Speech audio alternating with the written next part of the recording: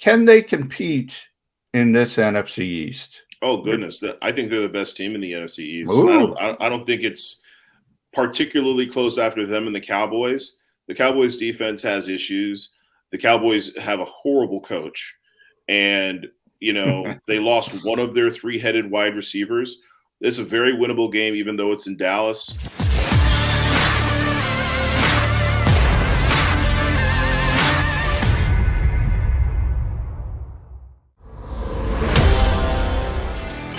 The Monday get together on Birds 365 after an Eagle loss. First time we've had to deal with that, and we're doing just that. We're going to get a helping hand. Because joining us right now here on Birds 365, if he's awake, he's cleaning the sleep dust out of his eyes. Did the Eagles do that to you, Marcus Hayes? Did they put sleep in your eyes with that performance yesterday? I wish it was sleep. It's just dry. If it was sleep, I'd be better rested, I think. Yeah. This is the first time we've had to deal with a loss, but trust me, Jody, not the last. Not the last. Not going to be the last.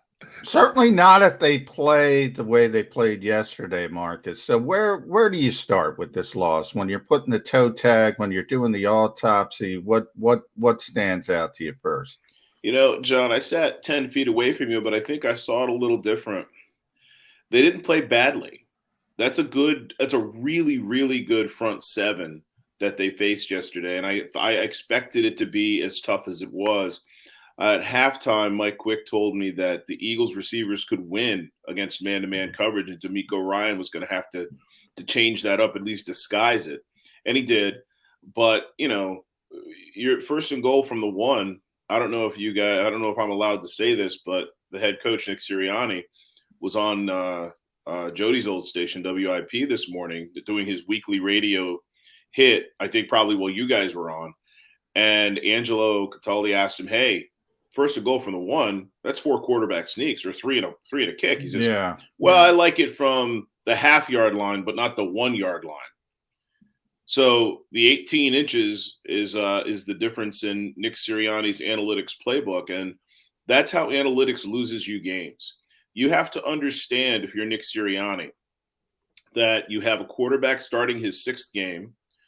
Your right guard hasn't played football in 9 months, and this is his first football series because Landon Dickerson was injured last December, and he's the guy that replaced Brandon Brooks at right guard.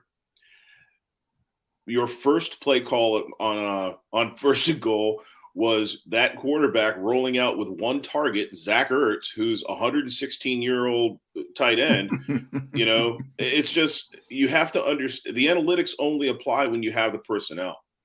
And the subsequent play calls, with the Philly not so special capping it off, it was just a young coach trying to win over the fans and show everybody how smart he is and how well his team was coached. When you've got a 6'2", 225-pound powerlifting running quarterback running behind a Hall of Fame center and 2 offensive guards who combined weigh 700 pounds. It's not rocket science. Well, I agree with you on that I would have gone 18 inches or not. Quarterback sneak 3 times.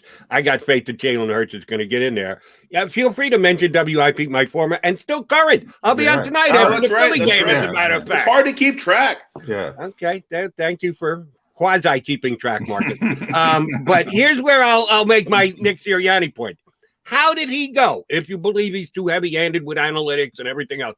How did he go from genius last week, 32 points when Doug Peterson went 0 for 16, scoring 30 last year? He does it his first week out of the bat. And this week he's an analytical moron because he was laying too heavily on it down by the goal line. How do those two things work themselves out to go from the highest of highs to the lowest of lows? Well, the competition was better this week. As I said, that front seven is really, really good. But last week the analytics didn't work either. They turned the ball over twice on downs last week. So, I mean, you can't be a slave to it. You have to use the numbers and look at your personnel, understand the situation, and move forward. And he just didn't do that. Now, Marcus, when you talk about Nick Sirianni going for it on fourth down, when you do, you're having all those problems. You mentioned Landon Dickerson, his first play, which, by the way, was the big Quez Watkins 91-yard receptions. He got thrown into Jalen Hurts' lap. So you should have recognized right there, okay, maybe he needs a few plays to ramp it up. But when you do, after everything happens, you do get to 4th and 3. Do you just take the field goal there? Do you have a problem with the decision or just the play call of the decision? Well, again, I'm not convinced that this offense matches up well against this defense. So whenever you can get points, you get points because, frankly, the Eagles defense was outplaying the 49ers offense. So you always take points, especially when you have a young quarterback who has yet to make his mistakes. You can't take points off the board with a guy in his 6th NFL start. You just can't. You're not good enough. The risk versus the reward there, the momentum shift, you were there. The momentum shift was gigantic.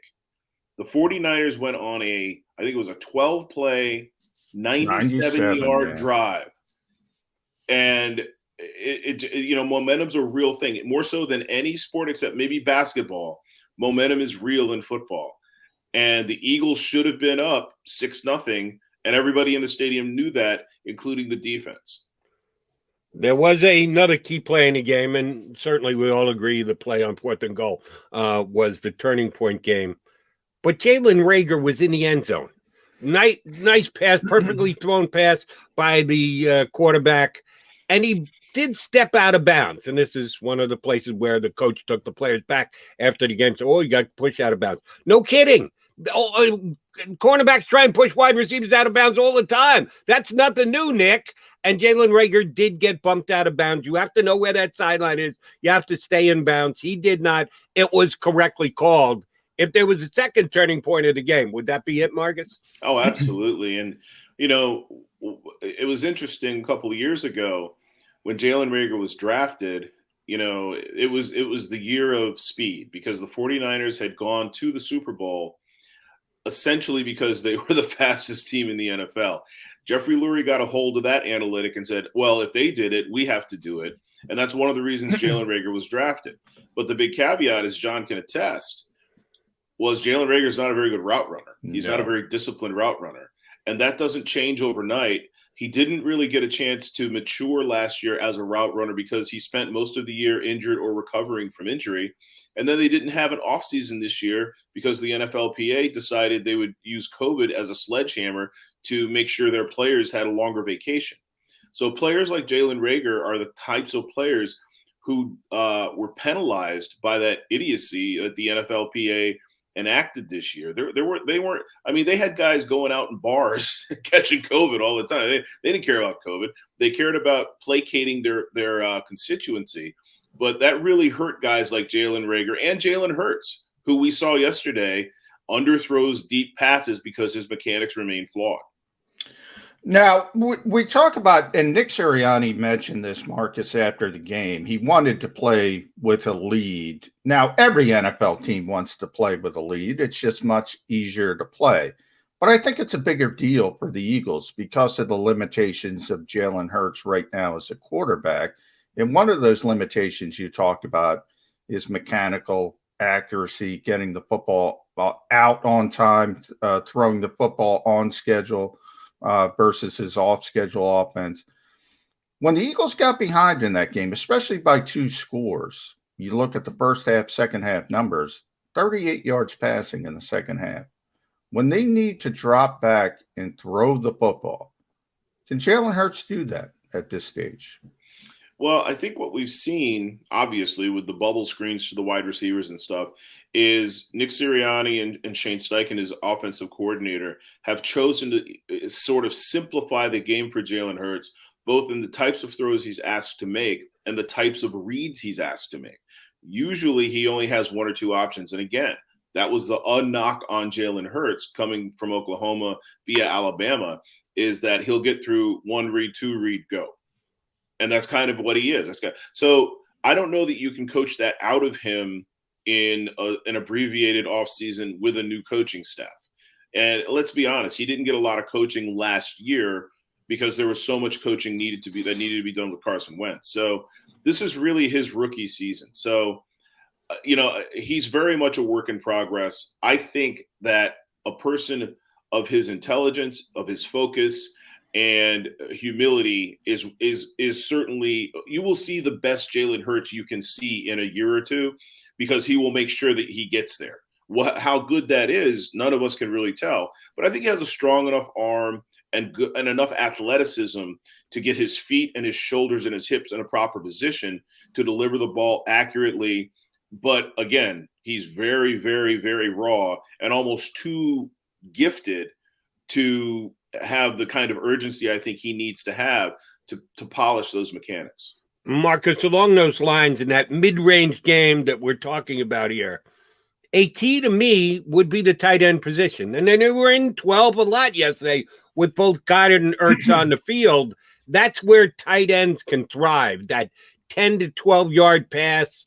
At least with Zach, it's not usually turn the ball up the field afterwards, but you make the catch. Even if you do it, it's a first down. You move the stick. That's a good thing. They didn't use much tight end yesterday. Why? Did the Niners take it away? Were they attempting to get the ball in faster players' hands? Why do you think the tight ends weren't much of a factor yesterday?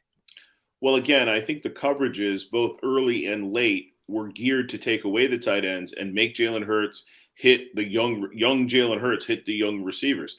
D'Amico Ryans is a really a smart guy. We covered him, and he understands that if the soft underbelly of your team is the center of the field, you're going to be there all day. That's how Tom Brady's still in the league. That's how Drew Brees made his living.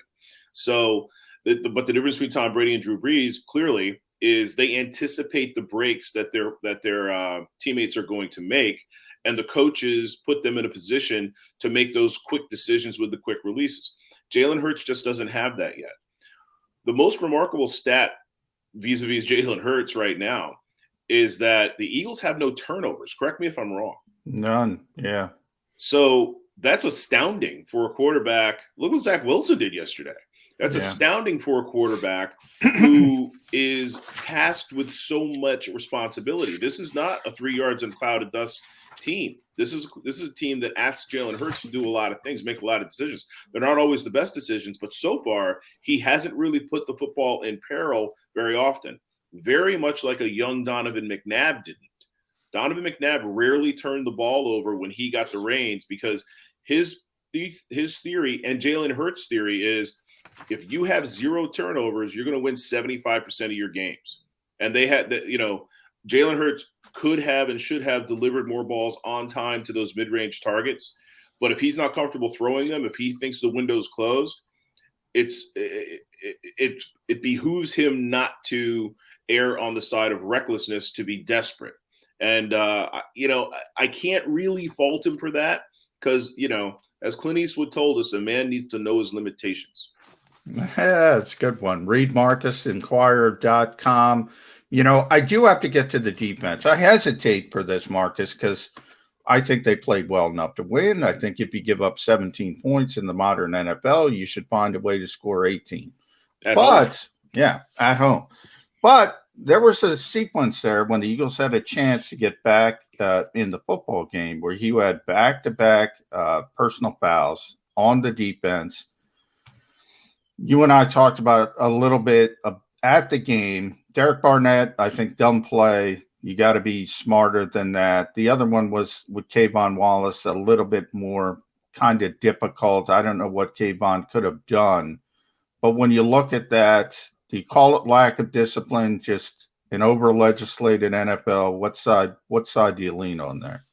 Well, it's interesting. Derek Barnett is who he is. He's played, I think, in his last 27 games, he's got 5 unnecessary roughness penalties, which leads the NFL in that span. He just is what he is. He's a knucklehead.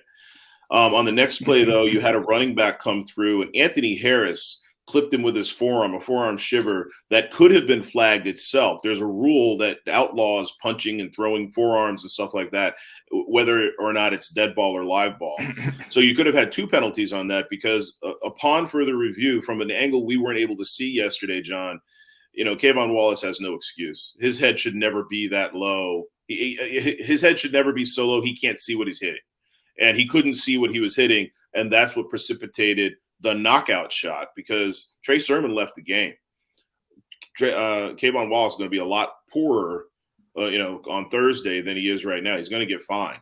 That's exactly the kind of play that they want to legislate out of the game. And if the argument is, okay, everything happens so fast, you're over legislating, okay, that's a valid argument.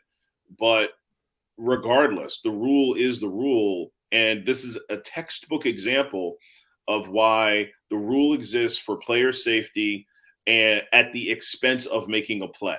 He might not have made that play. If Anthony Harris hadn't clipped Trey Sermon, it's a tough tackle for Kayvon Wallace to make because he has to expose his body, and it's much easier to, just dive for the legs. But that's out. That's done. That's over with. That's 2018 is a long time ago. Kayvon Wallace was in college when this rule was instituted. He's had 2 years to practice it. It's just not acceptable. Marcus, you made an excellent point about the fact that the Eagles have not turned the ball over in the first 2 games, which is a major plus. But a major minus is the Eagles have not gotten a turnover in the first 2 games either, and we were told as much during the offseason. But the hits principle, that turnovers, that T in hits turnovers was going to be a key aspect of the Eagles defense. Well, they got a zippity-dood on that column too. Jonathan Gannon going to be questioned about that this week? I think he will be, but like John said, it's when they play defense this soundly. I think they gave up 6 points in their first game and 17 in their second. They did force a fumble. There was a fumble that went out of bounds, and it was nullified because Derek Barnett committed another unsportsmanlike conduct personal foul penalty. This is not a playmaker team. You can preach whatever you want, but if you don't have the players to practice it, you don't have the players to practice it. Their linebackers are not impact linebackers. Their cornerbacks are not takeaway cornerbacks, and they don't even really have a starting safety the way that you'd want them to have a starting safety. And that's where your turnovers come from if you don't blitz a lot, because if you don't blitz a lot, you're not going to get to the quarterback the way that you want for those impactful plays, for the 1.5 second, 2 second pressures. You're going to get pressure, and they get sacks, but the dynamism of this defense just doesn't exist in its personnel. And Jonathan Gannon, it was quaint to hear him talk about the hits philosophy. And yes, we want to create turnovers because he knows he doesn't have that type of personnel. They just don't have that pedigree. Marcus, we got to get to the injuries because 2 significant ones, one on each side of the football. Brandon Brooks goes down. We'll see. Certainly looked like a pec injury to most of us there. Eagles called it chest, but he was holding his right and couldn't really put any weight on his right arm. So that didn't look good. Brandon Graham looks like a torn Achilles. You look at the snap counts this morning, kind of interesting the way Jonathan Gannon went forward without Brandon Graham. I thought he would have leaned more on Josh Sweat and Derek Barnett at the same time. Maybe that's the way he goes moving forward. We know about the offensive line, 14 different lineups last year. How significant are these injuries? Can the Eagles overcome these injuries? Depth is a problem with this team. Let's face it. Yeah, I don't want to see Brandon Graham or Brandon Brooks get hurt. They're both in their 30s. Graham's 33, Brooks is 32. They prepared for this eventuality. Milton Williams was drafted to give them in the 3rd round to give them defensive line depth. Josh Sweat just got a contract extension to give them defensive line depth. Derek Barnett was his, contract to be worked or whatever to give them the defensive line depth. I'm interested to see them play. I really am. Brandon Brooks is their best lineman. He's the best guard in the league. But Landon Dickerson's fascinating. He didn't have a great debut yesterday, but we've seen this before, where guys, especially young guys, will have a rocky debut as a sub, but then play well when they have the week to prepare. So Landon Dickerson at right guard, how much better could the timing be, him coming off that knee injury from 9 months ago to the day, So I'm interested to see him play right guard as a 2nd-round pick. And I'm very interested to see Josh Sweat get more time. However, John, I think this is true. Correct me if I'm wrong. He almost exclusively backs up Derek Barnett on the right side. So Yeah, so you have to have a left defensive end replacement. And the drop off from Brett, and you did see Josh Sweat come in, and I think he got a hit from the left side yesterday. So it'll be interesting for me to see if that's what happens. When a team is deep, and this team is deep on their lines, thanks to Howie Roseman finally figuring that part of the general manager equation out.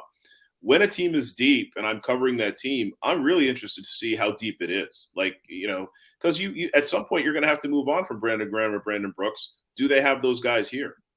Marcus, let me take it off the field a second with the injuries. And I saw Brandon Graham's social media post about, I now have to lead from the sidelines, and others are going to have to step up. With that, I agree. That's what we've just been talking about the last 5 minutes. Who's going to step up and carry the load when the ball is in play?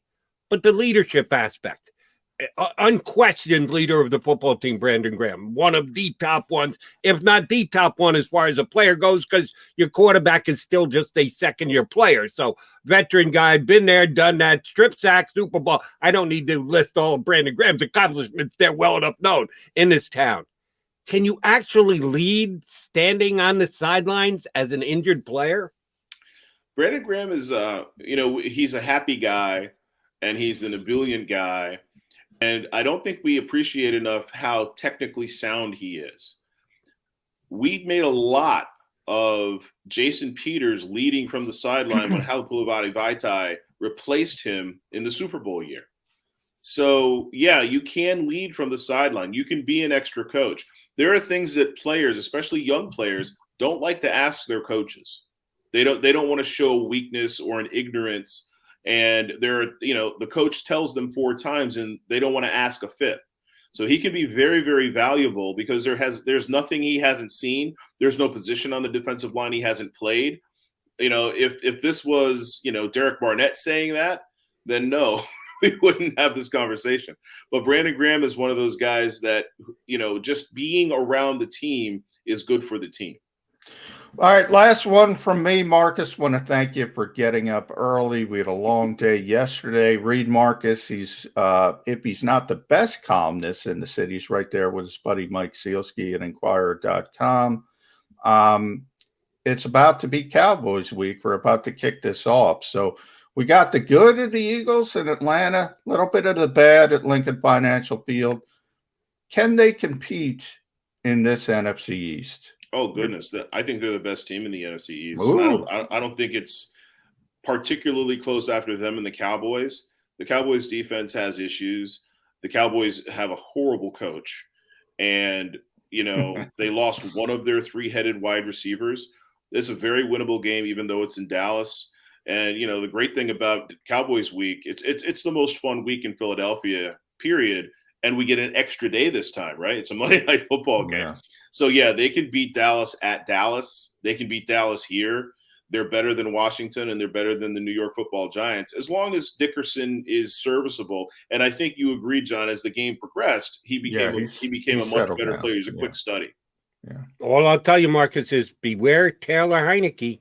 He's not terrible. No, I'm not going to be aware of him. No. Okay. All right. Well, I actually think the Redskins are okay, even though they're down to their backup quarterback. Excuse me, the Washington football team is okay. The Eagles are, you're right, I think it's a very close division. I don't think anybody's going to run away and hide, but I wouldn't write off the defending champions just yet. Marcus, great stuff. Thank you very much for coming on with us today. We will tap into you again down the road.